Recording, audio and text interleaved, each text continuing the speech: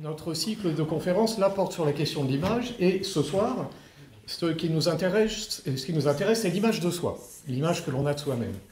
Alors, ce que je vous propose, c'est de commencer par réfléchir sur la genèse de cette image. Comment se constitue l'image de soi? Et ce qui s'impose immédiatement à l'esprit, c'est ce constat qui est que l'image de soi n'est pas naturelle. On ne vient pas au monde porteur déjà d'une certaine représentation de son être.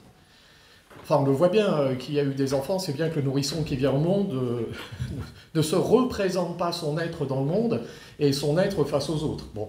Mais pour qu'on puisse percevoir ça de manière encore plus nette, il convient, me semble-t-il, d'envisager la philosophie de Jean-Jacques Rousseau, puisqu'il nous fournit un modèle qui éclaire très précisément ce qui en nous relève de la nature et ce qui en nous relève de la culture, c'est-à-dire de tout ce que la société surajoute à notre nature, par l'expérience. Alors je vais être plus précis. Dans le discours sur l'origine et les fondements de l'inégalité parmi les hommes, je m'arrête un instant, hein, le titre, le discours sur l'origine et les fondements de l'inégalité parmi les hommes. Vous voyez, si on prend la question d'ailleurs que Rousseau traite dans l'ouvrage, c'est le discours sur l'origine et les fondements de l'inégalité parmi les hommes et si elle est autorisée par la loi naturelle. Autant vous dire qu'avec un titre pareil, aujourd'hui, un éditeur, il n'en vend pas un. Vous voyez, donc, je m'arrête simplement sur le titre pour vous faire remarquer en passant, hein, c'est une parenthèse d'emblée, c'est que on voit bien que le rapport à la temporalité s'est quand même un peu modifié. C'est-à-dire, vous prenez les titres du XVIIIe siècle, souvent, c'est des titres un peu Fichte a écrit un ouvrage qui s'appelle Réflexion destinée à rectifier les jugements du public concernant la Révolution française. Ouais, le titre, voilà. Donc, bon. Kant est déjà produit des titres un peu critiques de la raison pure, bon c'est très abstrait mais c'est un peu plus immédiat. Bon, donc on a un rapport au temps qui est très singulier hein, chez Rousseau, et dans cet ouvrage donc, dans le discours sur l'origine et le fondement de l'inégalité parmi les hommes, Rousseau nous propose d'envisager ce que l'homme aurait été s'il n'avait pas été modifié par la culture. Alors quand je dis l'homme, l'être humain, pensons chacun à nous-mêmes, ce que j'aurais été si je n'avais pas été modifié par la culture. À quoi ressemblerait mon existence si mon être était naturel, c'est-à-dire si en mon être il n'y avait rien d'autre que ce que j'ai en moi lorsque je surgis dans le monde. C'est une hypothèse de travail, c'est pas moi, parce que moi, vous savez, je suis passé par la société, j'ai appris à parler, j'ai un peu appris à penser, j'ai une manière d'être dans le monde qui s'est structurée petit à petit au cours de mon existence. Mais la question se pose de savoir, mais si je n'avais pas été modifié par la société, à quoi ressemblerait mon être? Et là, nous touchons du doigt ce que Rousseau appelle l'homme de la nature, l'être humain tel qu'il est sorti de la nature, indépendamment de ce que la société apporte à son être. L'état de nature chez Rousseau, ça n'est pas un état préhistorique. C'est pas ce que nous avons été par le passé. Vous voyez, l'homme de la nature, c'est pas l'homme des bois, tel qu'on l'imagine, vivant dans une espèce de société naturelle. Tout ça, c'est des illusions. D'abord, il n'y a pas de société naturelle. Dans toute société, même la plus ancienne, il y a une culture, il y a une langue, il y a un mode de vie, de religion, etc. Donc ça, Rousseau l'a déjà très très bien pensé. Donc, et si on remonte dans le temps, on va remonter vers une préhistoire qui finalement nous échappe un peu, mais qui relève d'un travail qui n'est pas celui du philosophe, dans le fond. Ça, c'est le travail de l'historien, du paléontologue, on va regarder dans le passé. Bon, le philosophe, lui, ce qui l'intéresse, c'est la nature humaine. Il n'est pas nécessaire de remonter dans le passé. Il suffit d'envisager ce que j'aurais été si, vous voyez, tout est dans le conditionnel, ce que j'aurais été si je n'avais pas été modifié par la culture. Et là, en opérant ce travail de réflexion sur ma nature, je vais voir ce qu'il en est de l'image que j'ai de moi. Je vais voir tout de suite si cette image, elle vient de moi, véritablement, de ma nature, ou si elle n'est pas constituée à partir de la vie sociale. Donc opérons ce travail. Envisageons ce que nous aurions été si nous n'avions pas été modifiés par la culture. Opérons une série de soustractions. Et voyons ce qui reste. De soustractions, c'est-à-dire ôtons de notre définition tout ce que la culture a surajouté à notre être. Par exemple, je suis en train de vous parler. Pour vous parler, j'utilise une langue. Cette langue-là, de toute évidence, c'est pas un élément constitutif de ma nature, puisque je ne viens pas au monde en parlant le français que je parle aujourd'hui. Donc, à l'évidence, la langue française, la langue quelle qu'elle soit, est quelque chose qui s'est surajouté à ma nature. Ça, c'est en plus. Donc, si je veux me définir, je ne peux pas me définir comme un être qui parle. Puisque pour parler, il faut des mots. Et pour qu'il y ait des mots, il faut une culture. Et pour qu'il y ait une culture, ben, il faut que je sois déjà modifié. Vous voyez, sinon, le nourrisson venant au monde connaîtrait déjà le mot, alors que, nous le savons bien, il ne parle pas, mais il crie. Et le cri, c'est autre chose. Le cri n'est pas un mot, le cri, c'est un effet de la nature. Le cri obéit à l'amour de soi, dit Rousseau, ou à l'instinct de conservation. Le petit crie parce qu'il a faim, parce qu'il a soif, parce qu'il y a quelque chose qui le dérange. Et on sait bien, les jeunes parents un peu démunis, qui posant la question à l'enfant, qu'est-ce que tu as, voient immédiatement qu'il n'y a pas d'échange. Le petit n'attend pas un dialogue, ce qu'il attend, c'est un comportement adapté. Voilà. C'est amusant d'ailleurs de voir parfois l'été les parents qui sont en t-shirt confortable, le petit il est emmitouflé jusque-là, il dort pas, il crie, alors qu'est-ce que tu as? Il n'y a pas besoin de dialoguer, il a chaud, voilà, c'est simple. Si tu es en bras de chemise, le petit, il faut qu'il soit dans un équivalent. Pas... Les parents qui font ça, d'ailleurs, c'est les parents attentifs, hein, justement, c'est la crainte. On emmitoufle un peu, on a peur qu'il lui arrive quelque chose. Bon. Donc le petit crie mais ne parle pas, la langue est surajoutée à ma nature. Mais si le mot s'ajoute à ma nature, alors la pensée s'ajoute à ma nature. Parce que c'est bien dans les mots que nous pensons. En tout cas, là, j'en fais l'expérience. Je suis en train de vous parler, je vous garantis qu'en parlant, j'éprouve ma pensée en acte. Et ma pensée n'est pas ailleurs. Hein. Là, je suis en train de vous parler, elle est tout entière dans les mots que vous entendez. Il n'y a pas une pensée cachée derrière, toute nue, qui sort dans la salle, mais qui, avant de sortir, passe par un vestiaire, s'habille avec des mots en français, et puis ensuite s'exprime comme ça. Non, c'est pas ça. La pensée ne s'exprime pas dans le mot. Plutôt, la pensée se réalise dans le mot. Elle devient pensée dans le mot. Parler et penser, d'ailleurs on peut chacun l'observer, c'est simultané. D'ailleurs, je suis en train de vous dire que ma pensée dans le mot que vous entendez, et regardez bien quand vous m'entendez, si je m'y prends pas trop mal, si ce que je dis est intelligible, vous saisissez ce que je dis, ma pensée, en saisissant les mots. Vous ne saisissez pas d'abord des mots, pour ensuite remonter à une pensée qui est derrière, qui serait cachée. Vous voyez, il y aurait donc une pensée toute nue en moi, elle passerait par le vestiaire, elle s'habillerait dans des mots, ensuite elle sortirait, puis ensuite vous entendriez, vous verriez une pensée habillée, donc il faudrait la déshabiller, puis vous la verriez toute nue, et puis vous voyez, non, c'est pas comme ça. C'est dans les mots que je pense, et c'est dans les mots que vous entendez ma pensée, et si nous dialoguons, c'est dans les mots que nous dialoguons, c'est-à-dire que nous pensons d'ailleurs. La pensée, comme le dit Platon, n'est rien d'autre qu'un dialogue de l'âme avec elle-même. Lorsque je pense, je me parle, je me dis des choses dans une voix familière. Regardez bien, quand on pense, hein, je ne sais pas, quand on philosophe, on l'a dit, penser simplement, c'est se dire des choses. Et quand je me dis des choses, c'est comme si j'avais cette voix intérieure qui est familière, qui est ma propre voix. Vous voyez, d'ailleurs, si je commence à entendre une voix qui n'est pas la mienne, peut-être qu'il faut... Alors, ou bien je suis Jeanne d'Arc, ce qui est possible, donc là, c'est une révélation qui vient d'ailleurs, ou bien il faut que je consulte. Et vous voyez, je dis ou bien. Je suis un professeur attaché à la laïcité, donc mon propos n'est en rien anti-religieux. Simplement, c'est deux hypothèses. Ou bien ça vient de dehors, et donc là, il faut prier, ou bien ça vient de dedans, et à ce moment-là, il faut consulter. Donc, en tout cas, dans un cas comme dans l'autre, c'est pas ce que j'éprouve. Moi, quand je pense, je me parle à moi-même, dans une voix qui m'est familière. Mais voyez bien, s'il n'y a pas les mots, s'il n'y a pas la langue, il n'y a pas de pensée. Donc, je ne me représente pas mon être, et je ne me représente pas le monde, puisque ce que j'appelle pensée, là, c'est une représentation. Je me représente mon être et le monde. Bon. Donc, bon, imaginons maintenant ce que j'aurais été, donc, si je n'avais pas rencontré la culture, si par conséquent, j'avais vécu comme un être qui ne pense pas, mais qui aurait pu penser, qui aurait été susceptible, pas qui aurait pu en rencontrant la culture. Je viens au monde susceptible de m'élever à la pensée, mais je ne pense pas. Je viens au monde susceptible, d'ailleurs, non seulement de penser, mais d'organiser mes pensées grâce à la raison, mais je ne raisonne pas. Mais j'ai tout ça en germe, mais rien en acte. Bon. Donc imaginons ce que j'essaie d'imaginer, là, ce que j'aurais été si je n'avais vécu que ainsi, comme un être seulement perfectible, ne pensant pas, ne parlant pas, mais simplement susceptible de penser, de parler, etc. Imaginons, d'ailleurs, pour que les choses soient plus nettes encore, ce qu'aurait été notre existence dans une situation de fusion avec la nature. On ne se demande pas si ça existait, c'est pas le problème. C'est pas le problème. Si je me demande ce qu'est un triangle, que j'imagine un triangle dans un univers où tout est vert, un triangle est vert.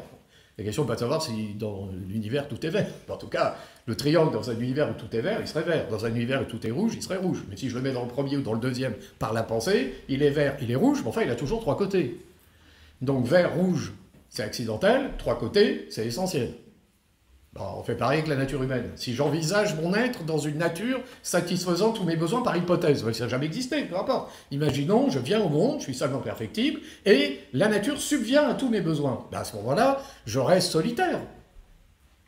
Ben oui, quelle serait la raison qui me pousserait à entrer dans une société avec des contraintes, des règles, aucune raison. Je tendrai la main, je me nourrirai, je me pencherai, je m'abreuverai au ruisseau, puis je m'endormirai au pied de l'arbre qui m'aura fourni le repas. Là, je paraphrase Rousseau, et mes désirs auraient été satisfaits, mes désirs seraient satisfaits. Donc l'hypothèse que je suis en train d'envisager m'indique ce que j'aurais été si je n'avais pas été modifié par la culture. Et ce que j'aurais été, c'est un être vivant dans l'immédiateté, incapable de se représenter son être et le monde, un être qui, dans le fond, et là Rousseau dit ça en contrat social, serait une sorte d'animal stupide et borné. Mais un animal métaphysique malgré tout, puisque j'aurais été un animal susceptible de penser, de parler, de raisonner, de philosopher, de produire des œuvres d'art, ou d'être un tyran, ou de faire mille choses. C'est ça la liberté.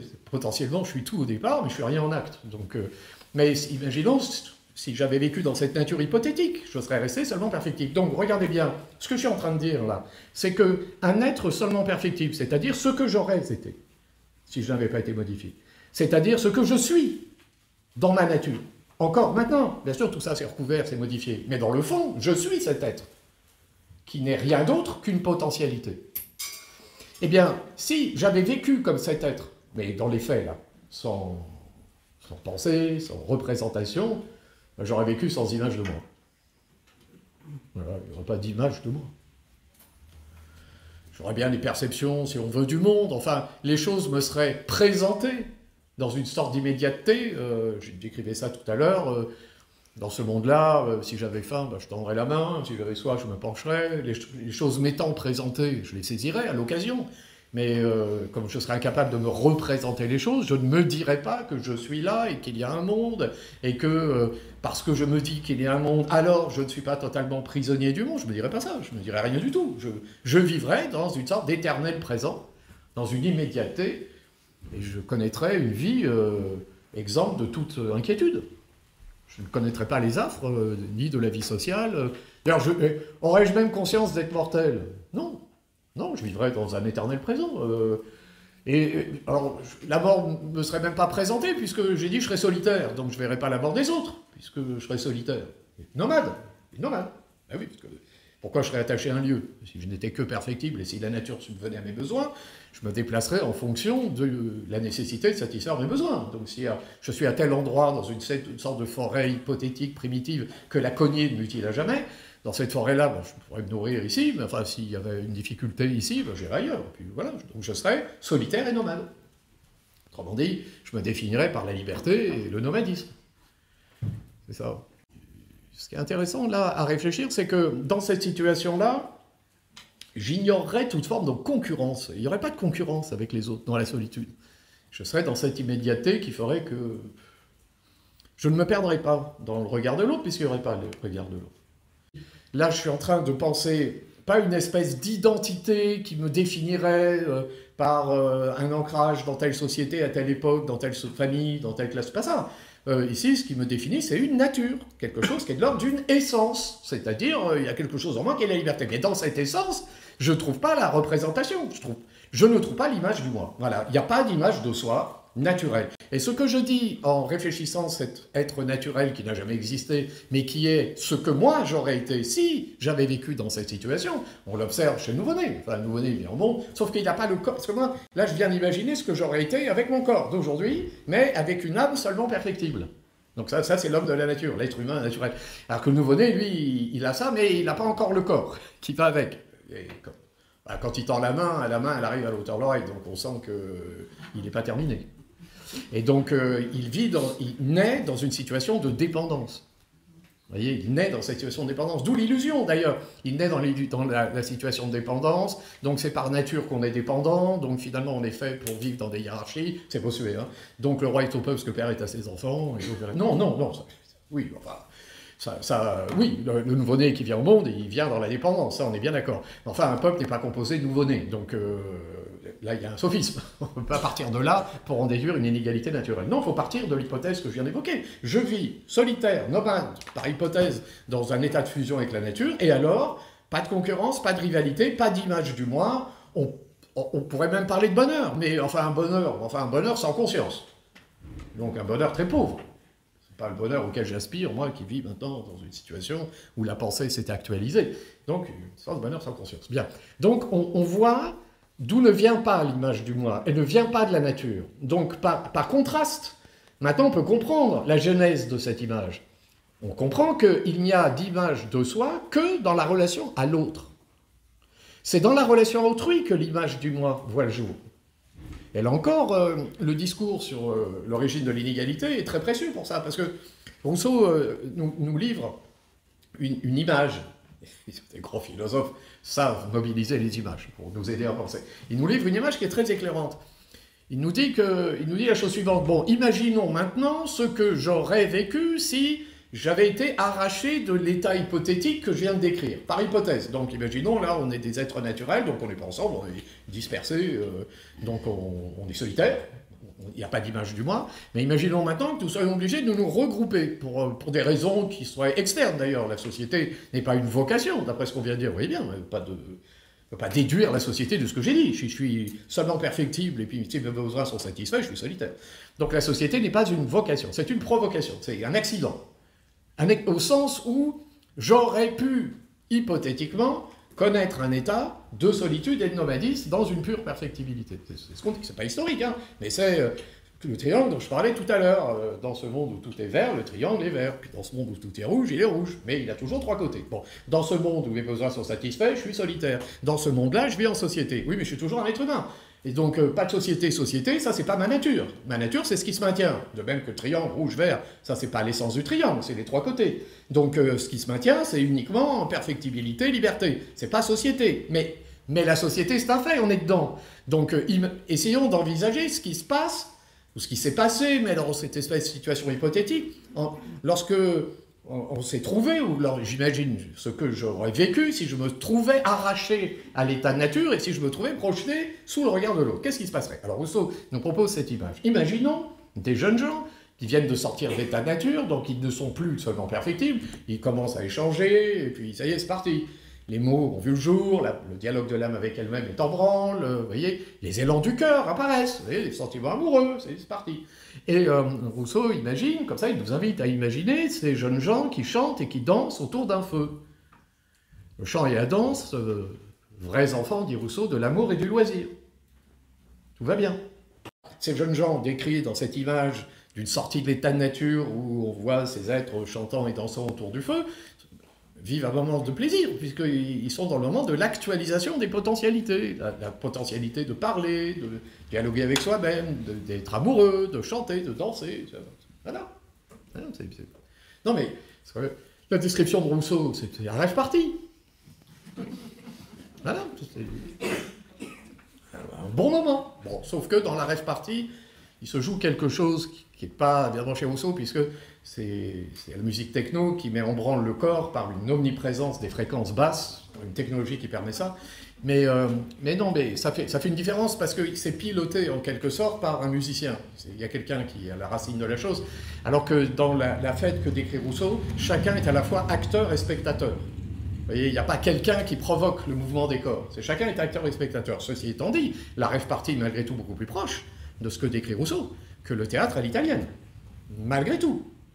Hein, ça va être à l'envers, hein, ça. Rousseau décrit le rapport à la musique dans quelque chose qui est de l'ordre quand même du chant et de la danse. Hein. Pas je suis assis, je contemple le théâtre à l'italienne qui serait plutôt le symbole d'une société hiérarchique avec des gens qui gouvernent et puis des gens qui regardent. Vous voyez, chez Rousseau, le chant et la danse dans la musique, c'est plutôt le symbole d'une démocratie où chacun est à la fois acteur et spectateur, citoyen qui fait la loi, sujet qui obéit à la loi, acteur et spectateur. Bon.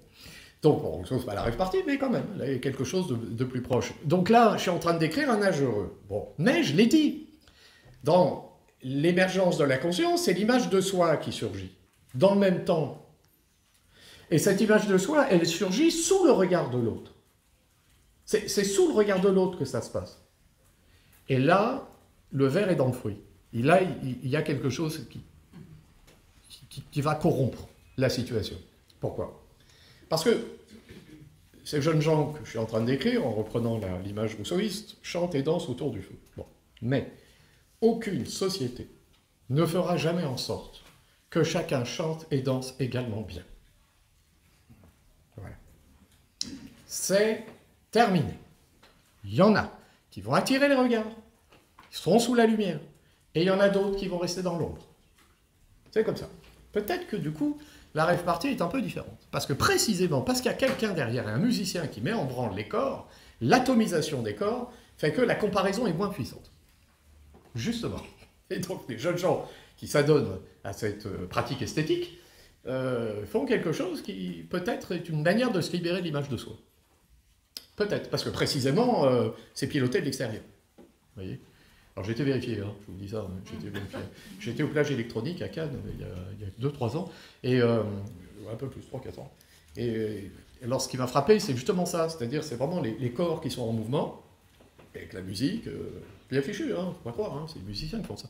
Et donc tous les corps se mettent en mouvement, et ce qui m'a frappé, c'est que les jeunes gens, en fait, ils sont pas comme ça, comme nous, on ferait si on allait à l'opéra, c'est-à-dire tous les corps sont en mouvement, et puis ils regardent ailleurs, en fait. Donc ils prennent le portable, ils font un truc, puis le musicien, il tient les corps, puis ça descend, ça descend, ça descend, alors tout le monde fait ça, puis d'un coup, hop, il envoie une séquence, et tout le monde se met en mouvement, en même temps. Ah non, mais c'est... En même temps, on laisse tomber les portables, et à ce moment-là, on regarde la scène, et à ce moment-là, on vit. Et puis après, on retourne à l'image. C'est quand même une expérience de la paix. C'est une expérience paisible, hein. C'est pas une expérience où on se regarde, on se compare, c'est plus compliqué. C'est pas la rave party, enfin plutôt c'est pas la boom, j'allais dire, c'est la rave party, c'est pas la boom des années 70. Où là on te regarde, qui va faire quoi, comment on danse, ah lui danse bien, lui danse moins bien, étonnamment. Et oui, parce qu'il y a les corps sont tenus par la musique, vous voyez, et puis ils sont tenus collectivement. Et à ce moment-là, collectivement, mais chacun est dans une bulle. Voilà, chacun est dans sa bulle. Et finalement, comme chacun est dans sa bulle, l'image de soi passe au second plan. Alors que ce que décrit Rousseau, c'est pas tout à fait ça, parce que on chante, on danse, on est tous sous le regard les uns des autres, mais il y en a qui dansent mieux, il y en a qui dansent moins bien, il y en a qui chantent mieux, il y en a qui chantent moins bien. Et par conséquent, ceux qui sont plus doués pour pratiquer cet art vont attirer les regards, les autres sont dans l'ombre, et on voit bien comment, immédiatement, ce qui surgit, c'est, avec l'image de soi, une scission intérieure. Une scission intérieure entre l'être et le paraître. Vous voyez? Une division du moi. En fait, sous le regard de l'autre, le moi se divise avec lui-même. L'image de soi s'accompagne d'une division. Il y a l'image que je donne à voir aux autres, qui est une... Alors j'ai l'image de moi-même, que je me donne à moi-même, mais cette image que j'ai de moi-même dépend du regard que les autres vont porter sur moi. Si autour du feu, je chante et je danse et j'attire les regards, je vais en tirer une représentation de mon être couramment orgueilleuse. C'est-à-dire, je me dirais quand même, oui, j'attire les regards, bon donc... En revanche, si je m'aperçois que les regards sont tournés vers un autre, vers une autre, à ce moment-là, l'image que j'ai de moi-même s'en trouve altérée. Vous voyez, donc dans le premier cas, j'éprouve l'orgueil, dans le deuxième cas, je vais commencer à sentir le poison amer de la jalousie qui va commencer à encombrer mon esprit. Et donc là, ce qu'on décrit, vous voyez, c'est une mécanique qui se met en route. Une mécanique sous le regard de l'autre, le moi se divise avec lui-même, et l'image du moi provoque quelque chose qui est une situation de concurrence, de rivalité, d'opposition. Voilà. Donc l'image de soi, c'est un problème. Mais elle n'est pas naturelle. Donc c'est une chute. C'est une dégradation. Et ce que Rousseau décrit dans le discours sur l'inégalité, c'est ça, c'est une chute. Vous voyez, quelque chose qui est une sorte d'effondrement de son être. Je vivais dans l'immédiateté, dans l'hypothèse que j'évoquais tout à l'heure, et puis je me retrouve divisé avec moi-même. J'ai perdu l'immédiateté. Et je découvre les affres du regard, et je vis comme ça, en situation de concurrence. Il faut quand même prendre ça en considération, c'est-à-dire que dans la société, le paraître est essentiel, évidemment. Dans la société, l'image que l'on a de soi-même et que l'on a des autres, et l'image que l'on donne de soi-même aux autres, et l'image que l'on a de soi-même à partir de ce que les autres perçoivent de son être, enfin tout cela est absolument central. Dans la société, l'image de soi est centrale. Pascal a une belle formule qui permet de penser ça très bien, et il formule les choses ainsi, il dit la raison a beau crier, l'imagination met le prix aux choses. La raison a beau crier, c'est l'imagination qui met le prix aux choses. Alors, qu'est-ce qu'il veut dire par le prix, hein, le prix. C'est-à-dire que ce qui permet d'estimer la valeur d'une personne, c'est pas la raison, c'est l'imagination. Et pourquoi il dit ça? Parce qu'il a très bien observé que dans la vie sociale, ce qui compte, c'est le paraître. L'image que l'on donne aux autres. Qu'un médecin ait l'air d'un médecin. Et il m'inspirera confiance. Qu'un médecin n'ait pas l'air d'être un médecin. Et aussitôt, je vais me poser des questions sur sa compétence. Donc ce qui compte, c'est pas tellement qu'il soit ou qu'il ne soit pas médecin, dans le fond, c'est qu'il ait l'air de l'être. De même, un juge qui se présente comme un juge, c'est-à-dire qui, dans son attitude, me laisse penser qu'il agit d'une manière telle que son action soit empreinte d'une grande sagesse, d'une fermeté d'âme, d'une grande sagesse. Il inspirera le respect. Bon, si sa voix est éraillée, qu'il est mal rasé, qu'il donne l'impression de ne pas être tout à fait dans ce qu'il fait, et immédiatement, son autorité sera mise en question. Dans la société, c'est le paraître qui compte. C'est pas l'être, c'est le paraître. Et la division du moi est fondamentale, parce que cette division du moi enclenche un mode de rapport à l'autre qui est totalement déterminé par des apparences, par des images, par des choses comme ça. Il faut avoir quand même à l'esprit, enfin ça c'est quelque chose d'incroyable, vous imaginez l'importance du miroir dans la relation sociale? On a oublié que les miroirs n'existaient pas. On a vécu sans miroir, pendant un temps très très long, mais pas de miroir. On s'était jamais vu en fait. On voyait son image, le reflet de son visage dans l'eau, enfin à la surface de l'eau. Si on avait un seau d'eau, on pouvait peut-être voir un peu, avec un métal un peu... Alors déjà, au seau d'eau, ça, tout le monde pouvait peut-être, sur une mare un peu calme, là, alors dès que ça s'agite un peu, c'est on ne voit plus rien, donc déjà c'est compliqué, mais avec un miroir poli, mais déjà il fallait avoir des moyens pour avoir le miroir poli, etc. Le miroir poli permettait de voir une partie de mon visage, un peu, enfin, vous voyez, si vous avez déjà vu des miroirs au mercure, comme on voit pas si bien que ça quand même, hein, faut deviner, il n'y a pas la netteté qu'ont les miroirs que nous connaissons. Et à cet égard, la galerie des glaces de Versailles, voilà, c'est l'invention de notre monde. Essayez d'imaginer un instant l'expérience d'un noblion qui vient de province et qui arrive à Versailles.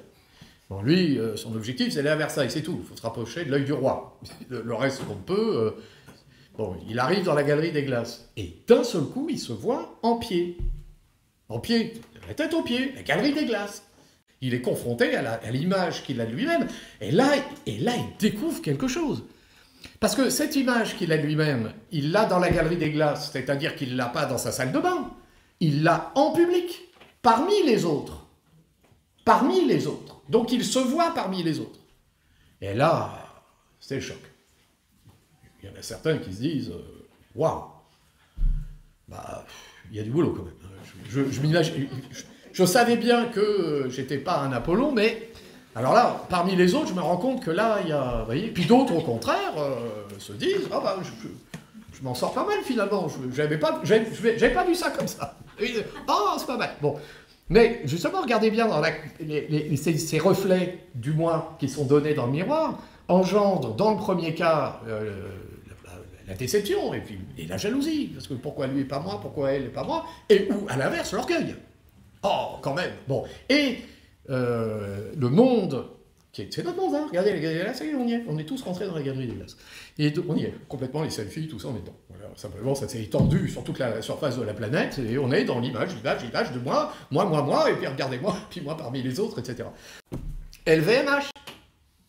Ah, évidemment, l'industrie du luxe, la mode, etc. Non mais, regardez bien. Là, il y a une publicité de Dior, là, la nouvelle qui vient de sortir, avec Rihanna, qui est une chanteuse américaine. Eh bien, ils ne se sont pas trompés. À Versailles. Dior, c'est à Versailles. Évidemment, c'est là que ça apparaît. L'image que j'ai de moi-même s'inscrit dans une logique de concurrence, de rivalité, d'opposition, qui réclame des artifices, des moyens pour affronter cette concurrence, cette rivalité. Les artifices, les moyens, c'est tout ce qui fait que mon paraître, l'image que je livre aux autres, peut, avec un travail approprié, être à la hauteur où je m'imagine moi-même. Vous voyez, c'est ça, il faut... Et si j'y arrive pas, eh ben, je suis déçu, je suis malheureux. Voilà, et si j'y arrive pas, j'ai perdu dans la concurrence. Puis il y en a qui y arrivent, au contraire, et puis d'autres qui n'y arrivent pas. Regardez sur Internet, les images de soi qui sont projetées sur Internet, mais il y en a, c'est des champions, puis d'autres, ils n'y arrivent pas. Il y en a, mais les influenceuses, là, ou mais écoutez, on se moque, mais bon, quand même, c'est incroyable, 32 millions d'abonnés. Alors des fois, je me dis... Non mais c'est pas tant. J'ai vu une vidéo sur TikTok, c'était un... Alors là, c'est pas l'image, c'est l'image de l'animal, qui aussi fascine beaucoup, donc on comprend pas. Et donc là, c'était un éléphanto qui faisait je sais pas quoi. Alors l'éléphanto, c'est, je sais pas, 15 millions de vues. Bah, vous voyez, direct. Bon. Après, il y a l'élément philosophique, bon, c'est 300 vues. Bon. Alors là, je me suis dit, peut-être que le philosophe qui voudrait projeter une image de lui qui pourrait provoquer un effet chez l'autre, bah, il faudrait qu'il fasse la même chose, mais avec un petit éléphant à côté. Vous voyez, ce serait la philosophie de la trompe. Voilà. C'est pas un truc. Et hop, là, d'un seul coup, l'image produirait un effet. Donc, regardez bien la Gironise. Gironise, mais la chose est vraiment centrale dans nos vies. L'image que l'on a de soi, c'est ce qui détermine le rapport que nous avons avec les autres. C'est déterminant, c'est évident. Et moi, je fais un métier où je suis sans cesse sous le regard des autres, des jeunes gens. Voilà. Et alors, pour ceux qui me connaissent, c'est une chose que j'ai déjà dite à plusieurs reprises, mais je m'en lasse pas, puis le temps passe, c'est de plus en plus prégnant. Je fais ce métier depuis quand même un petit moment maintenant, et sous les yeux, j'ai des regards, et des regards de jeunes gens qui ont... Alors quand j'ai commencé, j'ai enseigné dans le secondaire, maintenant j'enseigne en classe prépa, mais ça, entre 17 pour le secondaire, encore qu'il y a quelques élèves de prépa qui arrivent en prépa à 17 ans, on ne sait pas comment ils ont fait, et jusqu'à 22 ans. Donc je vis devant des jeunes gens qui ont entre 17 et 20 ans, toujours. Et comme l'œil ne se voit pas lui-même, ben, je ne vois que ça. Donc j'ai le sentiment d'une éternité. C'est... Le professeur s'élève à l'éternel. Voilà. Quand j'arrêterai, c'est ce qui me manquera. Vous voyez, c'est ça qui... C'est-à-dire, c'est une éternelle jeunesse. Alors que vous imaginez l'image que l'on a de soi dans le regard de l'autre. Lorsque... Imaginez au travail, là je suis avec mon ordinateur, puis j'ai mon collègue de bureau qui est en face, derrière l'ordinateur, bon, on est accroché dans la même entreprise depuis un moment, et puis le temps passe, et puis je le regarde, et je me dis, bon, ben voilà, ça doit se passer de la même manière de l'autre côté. Voilà. Donc les jeunes gens apportent quelque chose, hein, vraiment. Le bain de jouvence, ça veut dire quelque chose, hein, je vous garantis. Hein. Je vous garantis, c'est-à-dire, non, c'est un sentiment d'éternité. Platon disait ça, il disait l'enseignement... C'était une manière de s'élever à l'immortalité. Mais il pensait au fait, par l'enseignement, de provoquer quelque chose qui est comme l'ensemencement d'âmes fertiles. Vous voyez, donc les âmes sont fertiles, et donc la culture actualise les potentialités de ces âmes, et le professeur, il est un peu celui qui est comme à semer, et puis donc il va se passer quelque chose, et même quand il sera mort, ça continue. Et attention, hein, Platon dit ça, mais il a raison, hein, parce qu'il est mort, et je vous en parle ce soir. Hein. Et donc il n'est pas mort, hein.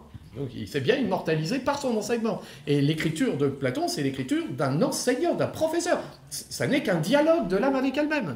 C'est pas « je vais te raconter ce que je pense », c'est pas ça. Je vais t'inviter à accoucher de ce dont tu es déjà porteur. Donc, bon, moi je le dis de manière plus empirique, mais, enfin, je dis bien plus empirique, mais Platon, il dit ça aussi. Il dit simplement la jeunesse suscite de beaux discours. La jeunesse suscite les beaux discours. C'est-à-dire qu'il y a un éclat de la jeunesse. Ça veut dire quelque chose, hein. Donc, je veux bien que les jeunes gens, ils sont si, le niveau baisse, tout ça, oui. Enfin, bon. Alors ceux qui disent ça, franchement, vous avez vu le niveau de langue auquel on est confronté dans le monde médiatico-politique, vous avez vu le niveau de langue, et c'est ces gens-là qui disent que le niveau baisse. Moi, je vous garantis que j'ai des élèves, alors bon, c'est des élèves de prépa, je veux bien, mais même quand j'enseignais dans le secondaire, peut-être que le niveau est pas... Enfin, moi, je me souviens, quand j'étais au lycée, pas non plus... l'orthographe, c'était pas extraordinaire, hein. On oublie. On aime bien se dire que nous, c'était mieux. Je suis pas convaincu.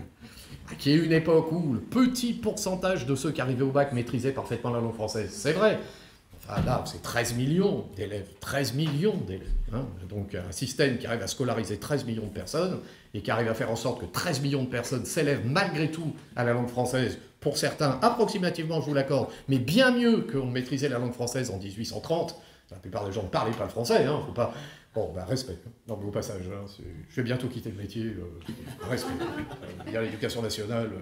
On ferait mieux d'être prudent, parce qu'à force de taper dessus, le jour où ça s'écroulera, pour reconstruire la machine. Vous voyez, j'ai une idée géniale, on va faire des uniformes. 13 millions d'uniformes, c'est ça. Et comme il en faut 2 par élève, ça fait 26 millions. Donc 26 millions de pantalons, si c'est l'État qui les fournit, tous les vendeurs de pantalons en ville, ils ont tous fait faillite. Hein. C'est terminé, hein. On ne vend plus un pantalon dans tout Angers. C'est terminé. Les parents vont dire, bah, l'administration t'a fourni 2 pantalons, tu feras l'année avec ça. Non, mais enfin... Surtout en ajoutant, on va rétablir l'uniforme. Il n'y a jamais eu d'uniforme dans l'école de la République, ça n'a jamais existé. Il y avait des blouses, il n'y avait pas des uniformes, des blouses, pas d'uniformes. Si, dans les écoles militaires, à moins qu'on veuille transformer toute l'éducation nationale en Saint-Cyr, en école militaire. Je crois quand même que ceux qui ont des belles idées comme ça, ils sont obsédés par l'image, mais pas par les bonnes images. Ils regardent trop de mangas ou de films américains. Parce que dans ces écoles-là, il y a des uniformes. Mais dans l'école de la République, il n'y a jamais eu d'uniforme. Par contre, on apprenait à se tenir droit. Ça, oui. C'est pour ça que les petites tables, elles étaient attachées aux chaises.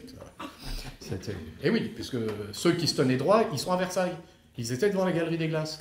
Et donc il fallait que le petit enfant de paysan, lui, se tienne droit comme à Versailles. Comme ça, quand il sera grand et qu'il sera préfet, on ne saura pas d'où il vient. C'était ça l'idée. Donc l'égalité, elle passait par la tenue du corps. Et après, on passe à l'esprit. Évidemment, on ne parlait pas d'uniforme. Je vais pas. Si, par contre, la blouse, oui, parce que, comme on écrivait à l'encre, une tache sur une chemise, et c'était une catastrophe au prix que coûtait une chemise. Donc on mettait une blouse, et puis on passait à autre chose. Bon, petite parenthèse, on reste dans notre question, hein, parce que l'uniforme, c'est la crainte de quelque chose, alors. Il faut uniformiser les corps des jeunes gens, c'est sûr.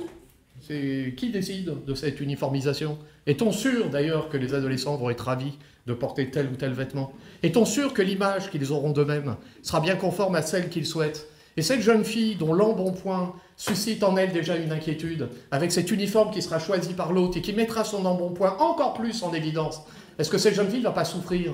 Au nom de quelle égalité? Non mais là c'est le professeur qui parle. Vous voyez? Donc, oui, non, mais ça, on n'y a pas pensé. Parce que, attention, chez les jeunes gens, le vêtement, c'est central. Parce qu'ils le savent bien que le paraître est central. Et donc, les disputes en famille sur les pantalons, les chemises et les machins, alors on va régler ça avec les uniformes, c'est sûr. Et est-ce qu'on va pas avoir des jeunes gens qui ne voudront plus aller à l'école parce qu'ils ne voudront pas porter ce truc-là? D'ailleurs, la plupart, il y en a qui ne porteront pas, évidemment. Et qu'est-ce qu'on fera à l'entrée? On les mettra à la porte. Donc, déjà... faire respecter la laïcité par des vêtements qui ne sont pas religieux, c'est déjà pas mal. Ça va pas en rajouter une couche avec des problèmes que personne ne saura régler. Et encore, hein, dans ce prix-là, il n'y a pas les chaussures. Hein, et il n'y a pas le parka. Hein, il y a juste le polo, le t-shirt quand il fait chaud et le pantalon. Donc il n'y a pas les chaussures. Donc il y aura toujours les marques. Évidemment. Là, c'était le petit moment où le professeur dit quand même... Il faudrait penser aux jeunes gens au lieu de penser à soi. Voilà, quand on parle de l'école, il faut penser aux jeunes gens plutôt que de penser à soi. Mais eux, justement, ils sont dans la situation que j'évoquais à l'instant. L'image de soi, elle est là. Et elle est très présente. Il faut faire très attention.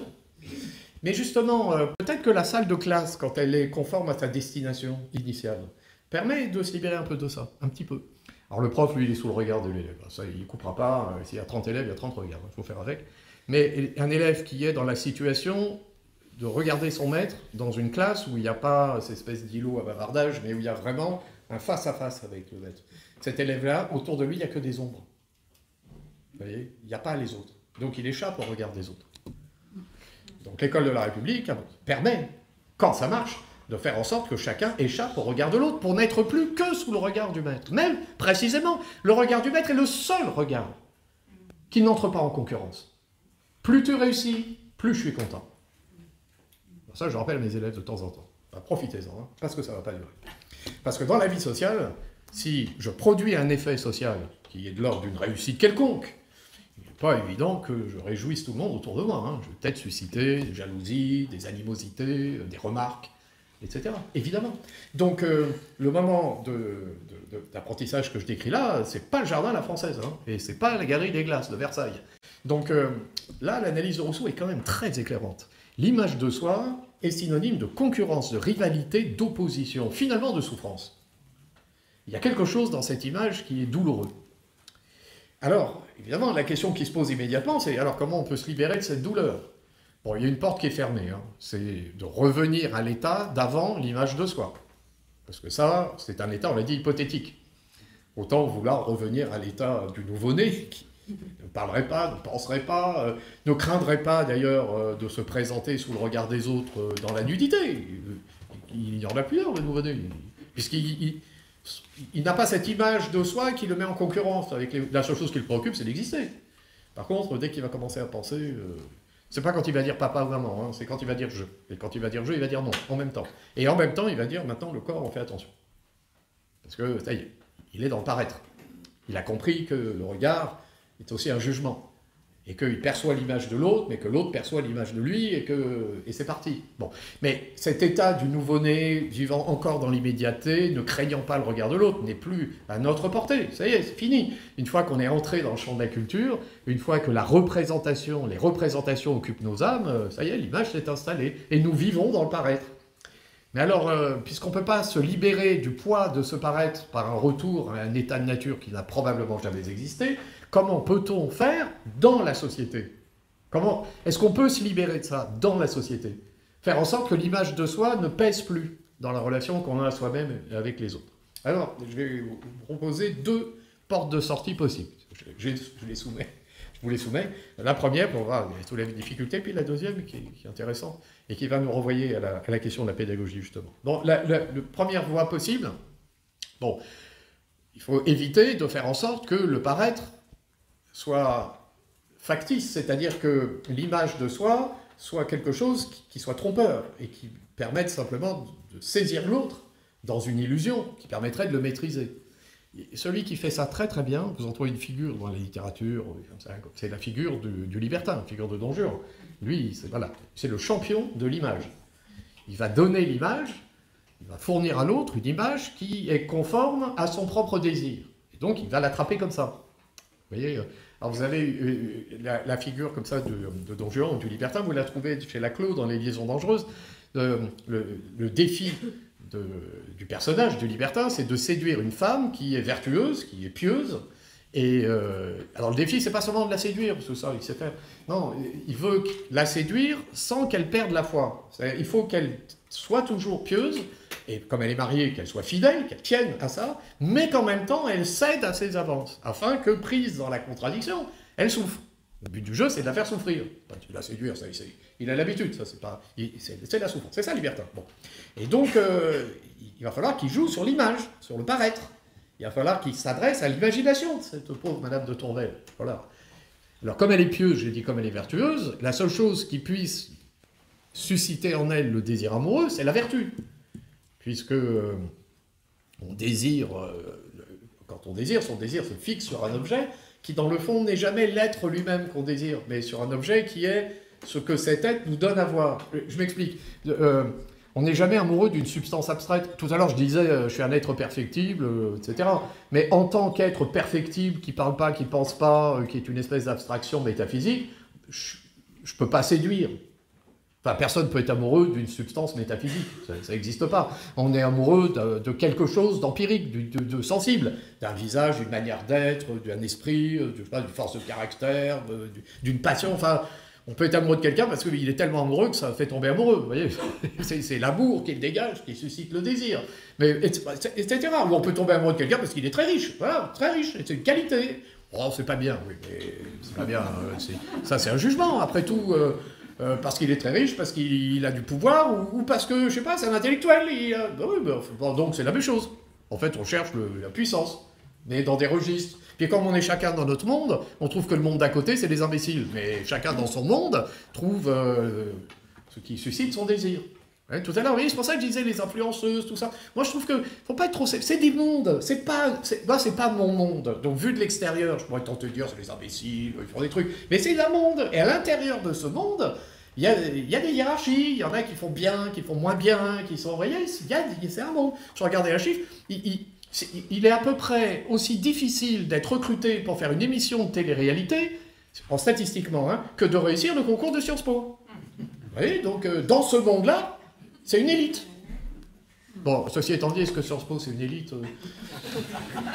Je l'ai cru, mais je dois à la vérité de dire que depuis quelque temps, j'en doute un peu. On voit bien qu'à l'intérieur de chaque monde, si je prenais le monde de la médecine, dans le monde de la médecine, il y a des grands professeurs qui sont à l'université, qui ont des services à l'hôpital, etc., qui ont un pouvoir. Dans le monde de la télé-réalité, il y a des gens, dans tous les mondes, chez les profs, il y en a dans tous les mondes. Et dans tous ces mondes, le point commun, c'est cette situation de rivalité, de concurrence et de... Alors, le risque d'être trompé par l'image que celui qui va proposer quelque chose à l'autre va produire comme effet. Il y a toujours un risque, le risque du libertin. Alors, dans chaque monde, il y a chez les intellectuels des gens qui proposent des images séduisantes, hein, ça existe. Il y a même le nom philosophe dessous et il n'y a pas de philosophie. Mais c'est pas grave, il y a le nom. Donc, si je dis quelque chose qui a l'air, c'est suffisant, puisque c'est le paraître qui compte, ça existe. Hein. C'est ça le libertin, lui, il va faire semblant. Et il peut séduire en provoquant le désir par l'apparence. Et alors, la figure de Valmont, c'est exactement ça, parce qu'il va trouver l'angle d'attaque. Il est suivi par le valet de Madame de Tourvel. Bon. Mais, à l'occasion, il est dans cette situation, il rencontre une famille qui est expulsée de sa maison. Donc la femme est éplorée, les enfants sont affolés, on est au XVIIIe siècle, hein, ils sont mis à la rue, ils vont mourir, hein, c'est vraiment... Et donc, le valet de Madame de Tourvel est là, qu'est-ce qu'il fait? Il intervient, il a les moyens, il paye la dette de cette famille, qui n'est plus expulsée, et il attend. Voilà, il attend. Lorsque le valet va dire à Madame de Tourvel que cet homme, dont tout le monde dit que c'est un libertin, un égoïste, quelqu'un qui n'a aucun sens moral, quand elle va apprendre qu'en secret, il pratique la vertu, hors de tous les regards, pas pour donner des images, mais parce que lui est authentiquement vertueux, évidemment, elle va tomber amoureuse de lui, et il va gagner la partie. Donc, l'image, attention, sur le plan social, et ça finit dans la mort, évidemment, puisque quand elle va comprendre qu'elle a été trompée, elle va mourir. Le problème, c'est que lui, il a joué avec l'image, mais c'est pour ça que j'évoquais ça tout à l'heure, il va tomber amoureux. Et là, ça, c'est pas prévu au programme. Parce que ce qui fait qu'il va tomber amoureux, c'est la puissance d'amour de cette femme. Mais regardez bien, il va tomber amoureux parce qu'elle l'aime tellement qu'il ne peut pas rester insensible à cet amour. Et donc, il va tout perdre, parce qu'il va perdre cette femme, il va perdre la vie. Simplement, vous voyez, il ne peut tomber amoureux que d'une femme qu'il aime, parce que dans le fond, c'est lui qui l'aime. Voilà, c'est pour ça qu'il l'aime. Et jusqu'au bout, il est lui-même, en fait. Oh, elle m'aime tellement, mais c'est vrai que je suis tellement extraordinaire que je ne peux pas ne pas l'aimer, vous voyez, mais c'est parce qu'elle m'aime. Bon, alors que elle, d'ailleurs, lorsqu'il cherche, avant de mourir, parce qu'il se bat en duel, c'est un suicide, en fait, il cherche à lui faire dire qu'il l'aimait, etc. Elle est ailleurs, c'est fini. Elle a compris. Laisse tomber. Elle est ailleurs. Elle retourne du côté de la foi et du côté de l'au-delà. Et elle va mourir de ce côté-là. Bon, donc, le libertin, vous voyez, c'est le danger. Donc, puisqu'on cherche une solution, la solution, c'est de faire le contraire du libertin. Mais attention, le contraire du libertin, c'est la première fois que je vous propose, c'est pas sortir de l'image. Non, pas du tout.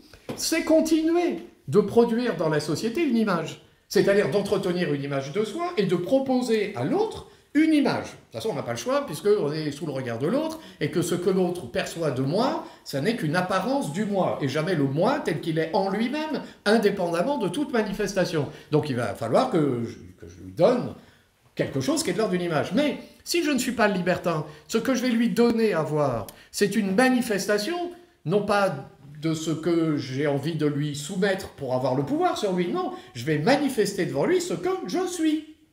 Je vais jouer comme un acteur, mais je vais me jouer moi-même. Et là, vous rencontrez la figure de l'honnête homme au sens du XVIIe siècle. Vous voyez, c'est ça l'honnêteté. Au XVIIe, quelqu'un qui est vertueux, on a ça sous la plume d'un auteur qui s'appelle le Chevalier de Méré qui dit ça, c'est-à-dire l'honnête homme est un acteur. C'est un acteur. C'est le point commun avec le libertin. La différence, c'est que le libertin joue le personnage qu'il n'est pas, alors que l'honnête homme joue la personne qu'il est. Mais il faut qu'il la joue. Et il faut qu'il la joue bien, cette personne. Et donc, au séducteur trompeur que représente le libertin, là, il faudrait opposer l'amant sincère, qui campe bien son personnage. Parce qu'il va falloir faire l'amour. Faire l'amour, hein, je vous rappelle ce que ça veut dire dans la langue française classique. Hein. Faire l'amour, c'est le faire être, le faire d'être par les mots. Faire l'amour, il faut le faire. Donc si je suis amoureux de telle ou telle personne, il va falloir que, par ma manière d'être, par la langue que j'emploie, par les mots, les tournures que je vais mobiliser, il va falloir que je suscite le désir. Mais là, ça suppose un certain savoir-faire. Donc, vous voyez, le libertin, il a compris une chose, c'est que l'image est centrale et que c'est elle qui pilote, mais il cherche à en tirer un bénéfice qui l'éloigne de toute vertu. Donc, le libertin est à la relation amoureuse ce que le tyran est à la politique. Parce que vous l'avez reconnu, le libertin, c'est exactement l'analogue du démagogue qui va livrer au peuple ce que le peuple a envie d'entendre. Mais quand il fait ça, d'ailleurs, il ne s'adresse plus au peuple. Parce que le peuple, c'est déjà une unité politique. Non, non, il s'adresse à la foule. Pas la même chose. En s'adressant à la foule, il livre à la foule ce qu'elle a envie d'entendre. C'est autre chose. Et donc là, il va séduire par un art oratoire, mais un art oratoire qui n'a pour seul but que le pouvoir. Et alors là, c'est le pouvoir des images. Vous voyez, il va provoquer ces images-là, mais des images qui vont séduire, puisque ces images-là sont habitées par le désir de ceux à qui il s'adresse. T'as tellement envie que je te dise ça, je vais te le dire. Et puis comme ça, tu vas trouver que je suis absolument extraordinaire. C'est pour ça, quand on dit à l'homme politique, oh, c'est un orateur extraordinaire, ouais, il faut se méfier un peu quand même. C'est un orateur, bon, très bien, mais qu'est-ce que tu appelles orateur extraordinaire? Parce que prendre la parole en public et maîtriser la parole publique, c'est un art oratoire, on est d'accord. Mais extraordinaire, tu veux dire que c'est une parole qui a une valeur, que c'est une belle parole? Parce qu'une parole qui trompe, est-ce que c'est beau? Là, je paraphrase Platon, une belle parole, est-ce que ça peut être autre chose qu'une parole vraie? Est-ce qu'il y a plus beau que la vérité? Qu'est-ce qu'il y a de plus beau que la vérité? D'ailleurs, il n'y a pas de beauté en dehors de la vérité, dans la mesure où la vérité, c'est l'harmonie. La vérité, c'est au moins l'accord avec soi-même, c'est l'accord avec le réel, c'est ce qui produit l'accord de droit des esprits entre eux. Donc la vérité, c'est la paix, c'est l'harmonie. Ça, c'est beau. Le discours qui simplement provoque des émotions, qui provoque des mouvements mécaniques, et qui a pour seule finalité le pouvoir de celui qui énonce la chose. C'est dans le domaine politique exactement l'analogue du libertin. Exactement. Les liaisons dangereuses, d'ailleurs, Laclos l'écrit en s'adressant aux jeunes femmes, et aux femmes, et notamment aux jeunes filles. C'est-à-dire, c'est un roman féministe, en fait. Au XVIIIe, c'est suffisamment rare pour le noter. C'est vraiment, regarde comment ça marche. Je vais t'expliquer comment ça marche. Et c'est comme s'il s'adressait aux futurs citoyens d'une république, d'ailleurs, parce que la jeune fille ayant compris le danger que représente le libertin, ben c'est un peu l'analogue du jeune garçon ou de la jeune fille qui a compris le danger que représente la démagogie dans le monde politique. Voilà, fais attention, parce que celui qui va proposer une image, c'est peut-être une image qui sert ses intérêts. Regarde bien, il faut regarder de plus près. Il faut quand même regarder de plus près. Donc, l'honnête homme, c'est pas ça. Lui, il va produire un effet. Alors, au sens du XVIIe, donc il saura parler, séduire, etc. Mais il le fera en étant fidèle à sa propre nature. Voilà, c'est l'acteur sincère. C'est paradoxal, vous voyez. La figure de l'acteur, au premier abord, nous apparaît comme une figure trompeuse, quelqu'un d'hypocrite, qui fait preuve de duplicité, vous voyez, qui se cache derrière un masque. Donc il donne une image qui n'est pas en phase avec la réalité de son être. Parce que c'est ça un acteur au théâtre. Il joue le personnage qu'il n'est pas. Et s'il le joue bien, il va incarner, il fait entrer dans le monde une figure humaine qu'il n'est pas lui-même. Et donc, bon, au théâtre ça va, mais dans la vie, on se dit, ben, si on est acteur, on est comme un acteur. Donc on fait preuve de duplicité. On voit un masque, on ne voit pas. Donc il faudrait être soi-même, authentique. Ne pas jouer, ne pas... Oui, mais ne pas jouer, c'est-à-dire quoi?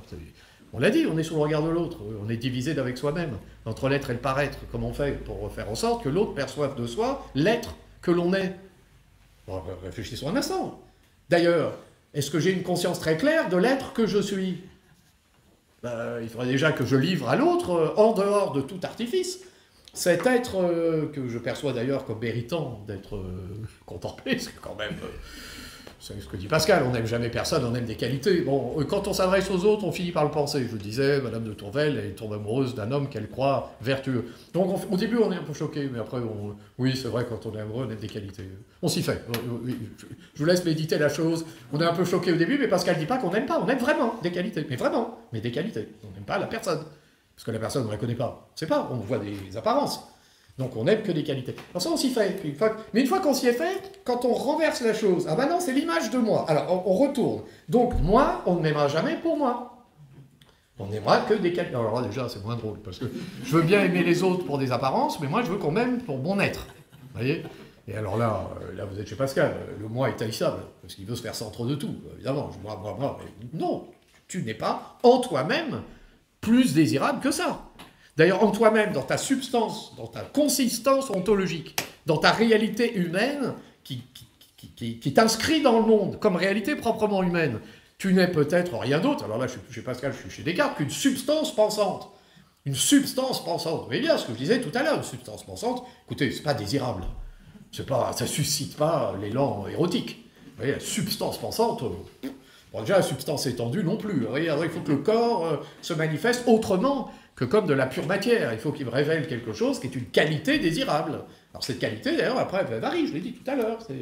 Donc, bon, l'idéal de l'honnête homme, c'est un idéal l'idéal d'un acteur dans la société, mais qui se joue lui-même. Donc quelqu'un qui serait à la fois dans le jeu d'acteur, hein, comme le personnage qu'on interprète, mais qui en même temps serait sincère, puisqu'il livrerait quelque chose qui est...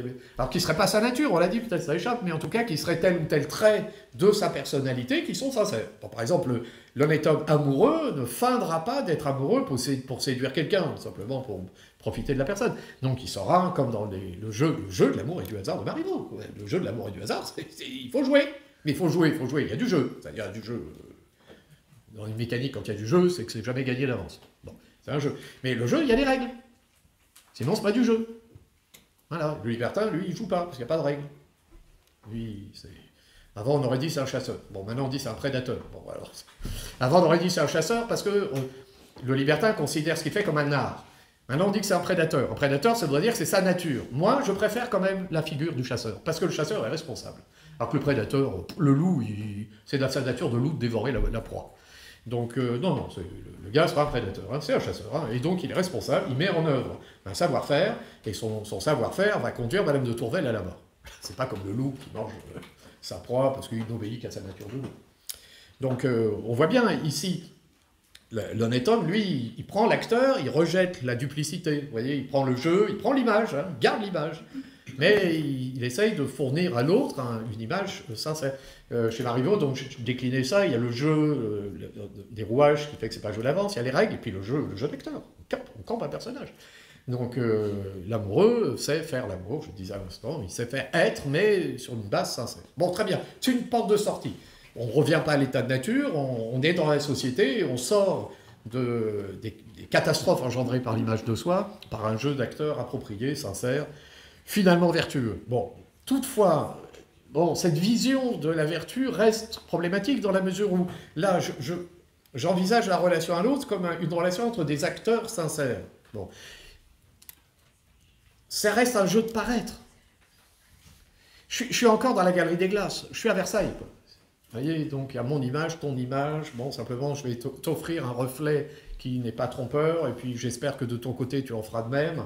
On reste dans un jeu de miroir, donc quelque chose qui est factice.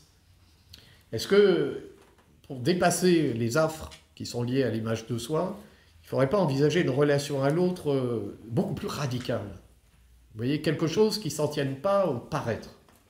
Mais pour des êtres qui sont piégés dans le paraître en même temps. Mais est-ce qu'on n'apporte pas en nous un moyen qui nous permet de briser la glace?